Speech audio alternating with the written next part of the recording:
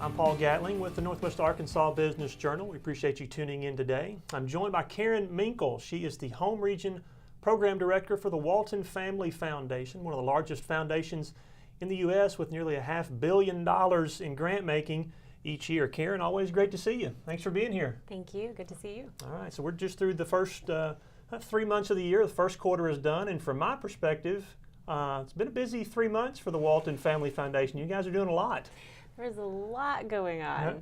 And I know today we're talking about trails, but yes, there's a lot happening across a lot of different fronts. Right. Well, before we get to some of those happenings, just first give us a quick overview of your role with the Walton Family Foundation, particularly the home region. There might be some people who are geographically confused about, what that home region is and where it is. So what is your role with the foundation? Sure. So the Home Region program is one of three programs at the foundation, and it's focused on quality of life, both in Northwest Arkansas, which usually means Washington and Benton counties, as well as parts of the Arkansas and Mississippi Delta.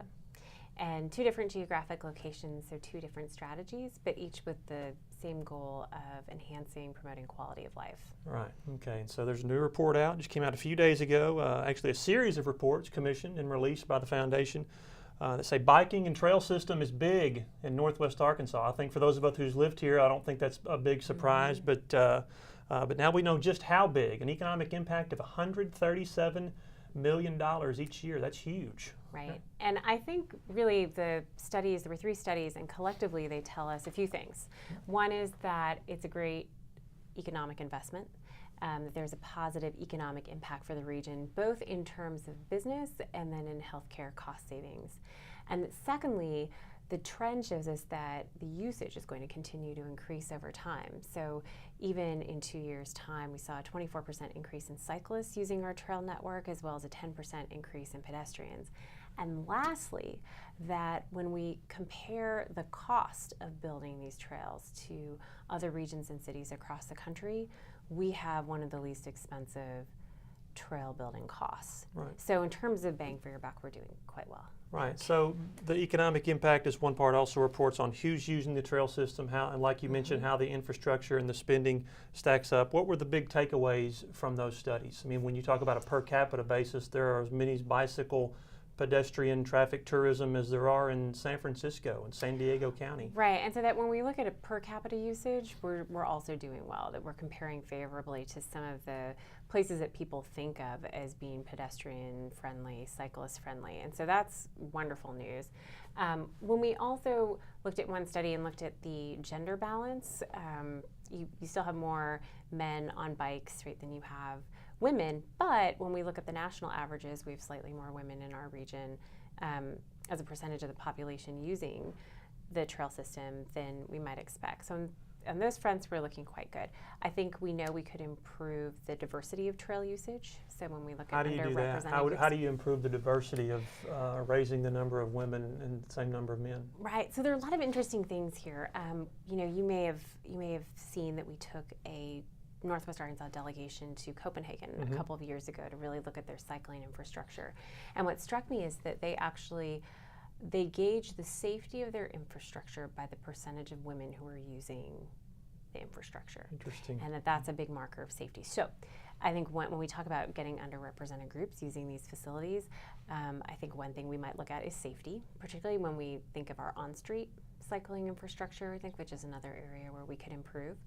And this also isn't, we don't have to reinvent the wheel here. There are a lot of groups across the country that work on getting underrepresented groups cycling, and so whether it is, we were just in Minneapolis looking at what they've done with their cycling infrastructure, and they have a group that works with their immigrant communities that are coming into the city. So they have a large Somali community, and so they have a group that really works with that community to make sure people have access to bikes, that they know how to ride a bike. And then they sponsor a lot of different events that are targeting different groups. So I think the good news is that there are a lot of communities we can learn from when it comes to increasing the diversity of the users in the trail network. Okay, so 3 reports on 3 different areas, a lot of data to go through. When you're looking at this and you got this in, what surprised you? What kind of outcomes were you expecting from the research, or when you got it that was something totally different than kind of maybe what you'd thought? I think that we've been surprised by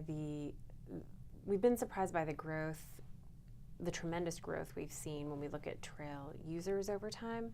And then also how we compare in terms of the per capita usage. I think that surprised all of us. I think there is a vision, certainly at the foundation, about how this can be the most cycling-friendly community in the country. But to see how we're comparing when it comes to per capita usage, I think was really heartening. We know that when we look at our peak usage times, it's still outside of your average commute going to school times. So people are using it mainly for recreation and or other trips, but not necessarily those commute trips. So there's always room for growth, and I think we see that when we ask the question of how we can get more people using the trail networks as an alternative transportation system for important trips that they're making each day. I mean, just in the fact that, I'm going to take my bike as my primary transportation to go to work or go to the grocery store or run errands or go to the movies. How close are we to that as maybe to where we were 10 years ago? I mean, is that something that is really coming into focus as a viable option for people? I think so, and I think if you looked at communities across the region, everyone's having a conversation about this, and I think it'll reveal itself over time. Because I think that on-street cycling infrastructure is probably the next area of focus. So you have off-street cycling facilities, and we know people are using them, but in order to get safely door-to-door, there probably needs to be more of an investment in the on-street cycling infrastructure. And I think the other key takeaway for the group that went to Copenhagen was that that infrastructure piece is really about political will more than anything else. I think when everyone went, we thought it was more cultural. Like maybe there's just something about the Danish population that makes them bike. Right. And then we went, and I thought was so great about our hosts there is that they really show the data over time, and their trend in terms of car usage looked like every other developed country in the world up until the 70s when they kind of made this decision that we were going to go heavy on cycling infrastructure. And now I think 80% of Copenhagen residents bike to work every day because it's efficient, not because of the environment, not because of health reasons. It's efficiency that drives everything. Right. Well, let's shift gears and talk about tourism. In terms of tourism, what is it that makes Northwest Arkansas, or that is making Northwest Arkansas a destination for people to come here for a biking vacation or a biking excursion? That's one thing I noticed, that it's not just our residents here that are walking the paths and doing the mountain biking trails, and there are a lot of people traveling here to Bentonville in Northwest Arkansas for this specific purpose. Yeah, and so my background is in urban planning, and this tourism piece is actually maybe one of the more surprising elements to me, in that there is probably a growing population of people who really like to travel with this recreational experience in mind. And I last year was on a panel with representatives from a number of other cities across the country, like Moab, where they've made a big bet in terms of investing in this outdoor recreation experience, and then but also really selling it. And I think that's been tremendous to see the population really from around the world that is coming to Northwest Arkansas to take advantage of the mountain biking facilities that we have here. And I think one wonderful thing about the region that this highlights is the immediate access most of us have to nature and being truly immersed in nature. And that's something you can't find in a place like the Bay Area, even for the most part. You still feel like you're with a lot of people in your very urban area. And here you can be, for example, in Bentonville's downtown, and you are a 5-minute bike ride away from being immersed in woods and having that experience. And so I think that kind of almost seamless connection between your sort of urban downtown and these beautiful natural assets are something that this effort is really trying to capitalize on, and it makes all those natural areas more accessible to people who live here, but have also made this place really compelling and attractive to people who are visiting. Right. Yeah, quality of life is something we hear more and more often. But let's talk about some other areas besides not just Northwest Arkansas. Walton Family Foundation making some investments in the Arkansas Delta, trail systems and bike parks in Fort Smith and Hot Springs and the Buffalo River area. So a lot of other initiatives that are getting your attention too right now. Right, and I think that I think that in some ways Northwest Arkansas has been a test case, right?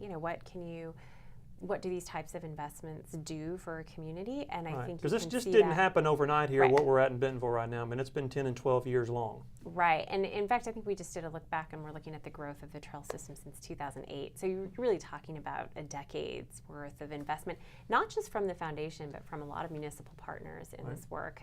So I think we're very fortunate to have a region that's moving collectively in the same direction. But I think that has really inspired the foundation to look at how you might make these investments statewide and make the state a destination with connected destinations in the same way. And in the Delta, it's not an initiative that the Walton Family Foundation started, but was really a vision